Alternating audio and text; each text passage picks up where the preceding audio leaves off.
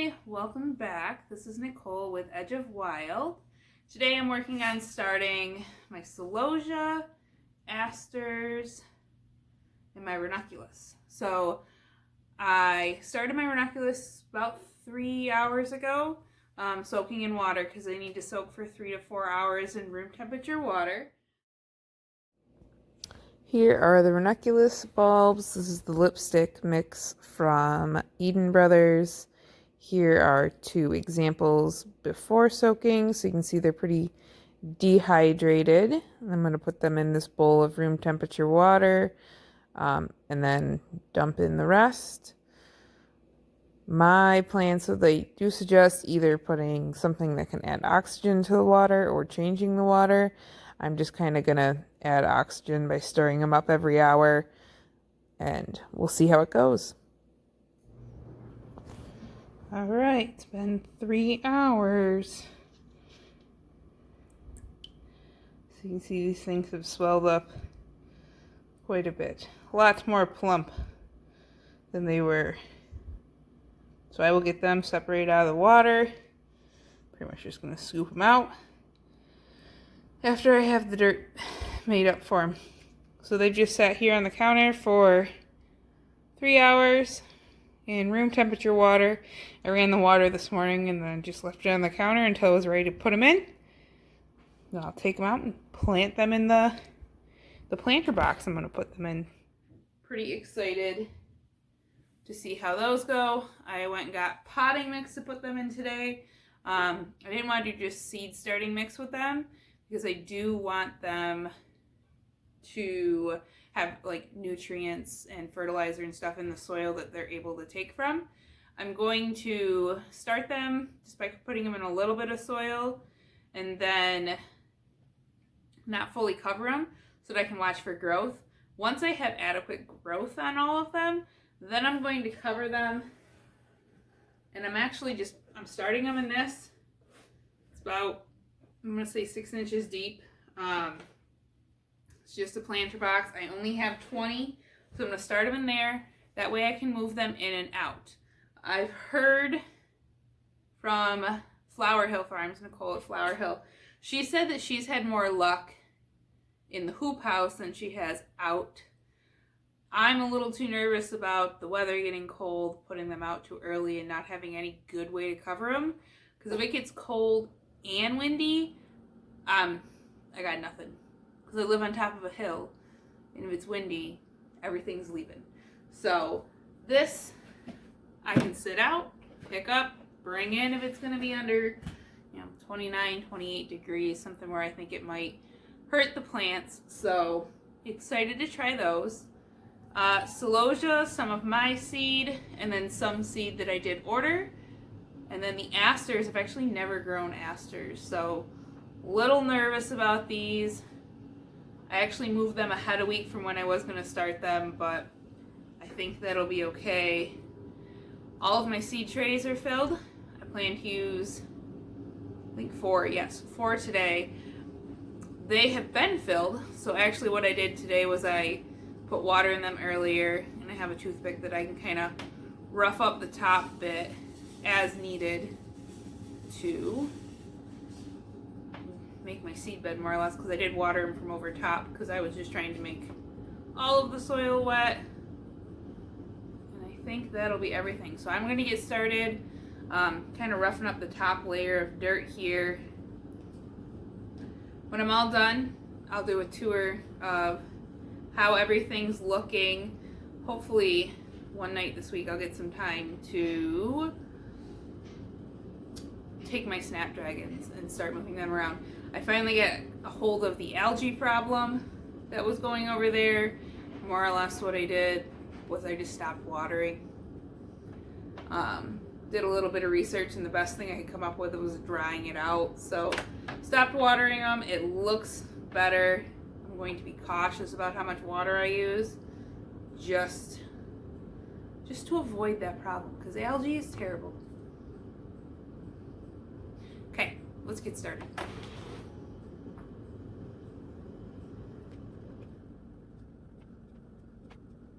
Okay, so the celisoa that I'm starting today is the Selway Terracotta. This says light is required for germination, so cover very lightly just to hold seed in place. I honestly probably will just cover it with the vermiculite. Might pat it down into the soil.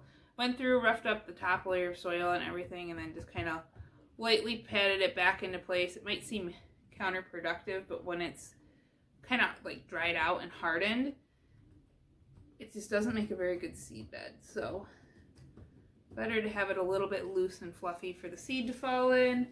So I'll get started with the celosia. I know these seeds are really small. They're so small, they come inside of a packet. See those tiny little seeds in there?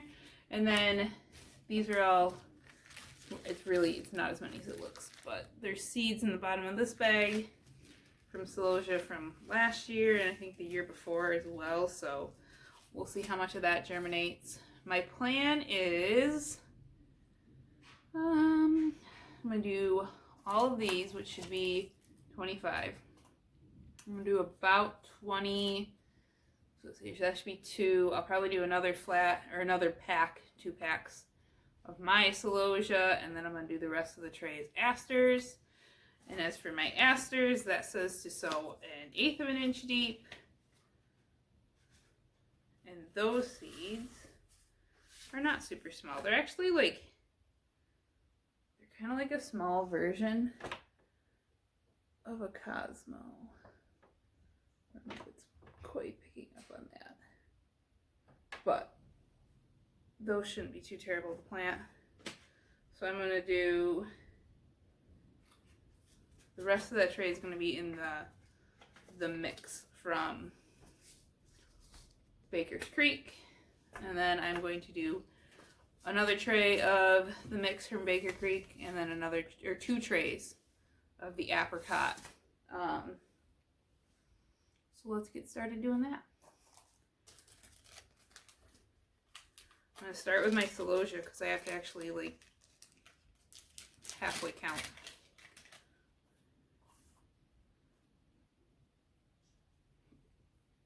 Germ test on this says 98%. So what I might do, get all of my seeds. I might only put 1 seed per cell just to try to get 25 plants, or as close to 25 plants as possible. I want more of this terracotta. I'm not overly crazy interested in a ton of the one that I've collected myself. Celosia can be nice to use. I have not found that it fits into my bouquets perfectly. Kind of going to give it 1 more year, see if this terracotta helps any. And then if it doesn't, then I think celosia might be out the door for me, as much as other people love it. So you have to do what works for you.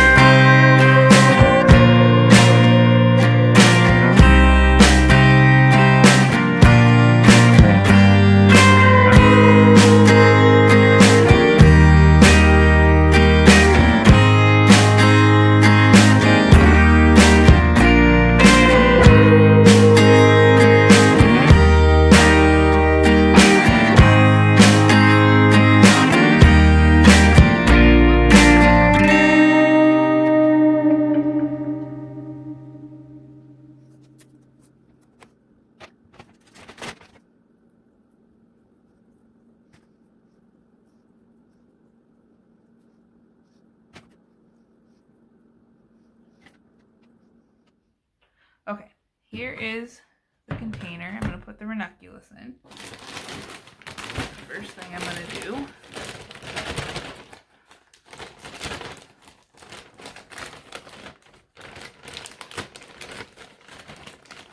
open up my bag of potting mix.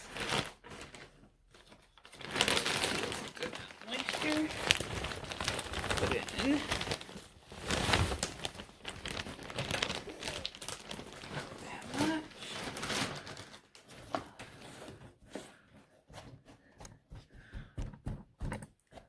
So the reason I'm starting with a deeper amount of soil in here than's probably needed is I'm going to leave these right in here once they start sprouting. The only ones I'm going to pull out is if they look like they're rotting or anything like that. I'm going to add in some moisture. Mix that around some.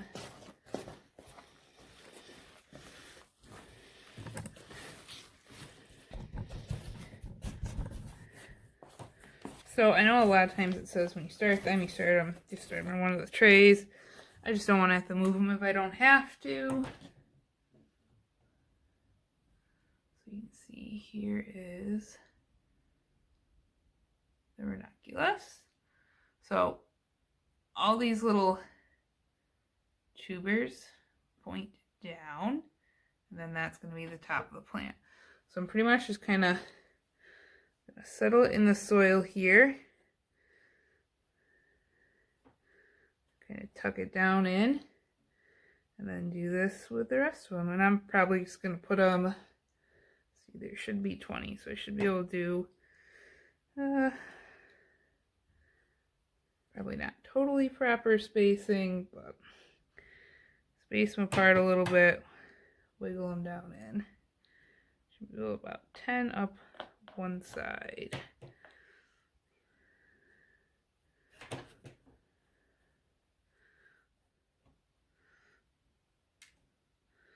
the only reason I'm really leaving those crowns exposed is I want to see if they take off sprouting or not. Once I know whether they've sprouted, I can, if they don't sprout or look like they're rotting, I can pull them out. Once it looks like everything's sprouting, I'll cover them all the way and let them come up.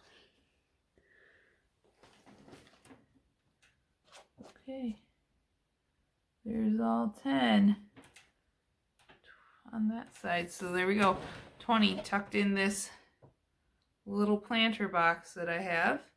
And like I said, I'll bring the dirt level probably up to somewhere along here so that it'll just be just that little lip. It does drain, so I don't have to worry about that. Like I said, most people plant them in a 10-20 tray, so one of the more or less catch basins that I'm starting all my other seeds in, but I don't need to do that since I'm going to leave them there anyways. So, okay, let's get these set up under the lights. Okay, so I have all of the new trays. I have one on the very bottom, and I only have one light on those. Two of the new trays, let's see here, and here. And the other one is this one up here. The other one that has a dome cover on it is the vegetables. Still waiting on some lettuce to come up in that one. So, to give you an update with everything that's off, like I said, got rid of most of the algae. I did go through with a toothpick and break up most of the crust layer on the soil just to help get rid of that algae. I really let things dry out, but don't be totally fooled. There's actually a lot of moisture. Like, I've been sticking my finger way down in this empty cell tray, and there's a lot of moisture in there still. Delphiniums, I pulled the cover off of them because the algae was starting to get pretty bad. I've got decent germination for what I kind of expect out of them. More of the sky blues than the cherries, but for delphiniums, I feel like it was a pretty good success. Snapdragons there. Snapdragons here. This tray is definitely ready for some thinning. These are the two from Eden Brothers that are older seeds that I sowed a lot heavier. So. What I will do, some of these ones that are missing seeds or missing germinated plants in their cells, I will take some that have the extra and move those in, just prick them out with a toothpick. I can definitely do that in this tray as well. Otherwise, I'm going to thin quite a few of them. Usually what I do is I try to transplant first, see how the transplants take, and then I will thin later. Vegetables. So I did restart the Brussels sprouts because nothing happened. So I think the seed's too old. Celery. Got a lot of celery. Got a lot of kale. Lettuce is just starting. Cabbage is up, I think, in almost every cell. The Walla Walla onions are doing awesome. At least the new seed. The old seed has done absolutely nothing. Red onions, so-so. And then yellow onions look pretty good. Not totally perfect, but pretty good amount. I'm happy with how many Walla Wallas I have, though. So we're going to keep that covered and let that continue to hopefully get the rest of that lettuce and Brussels sprouts to germinate. And go from there. So I have the fan going on, all of those. I actually put that on the timer.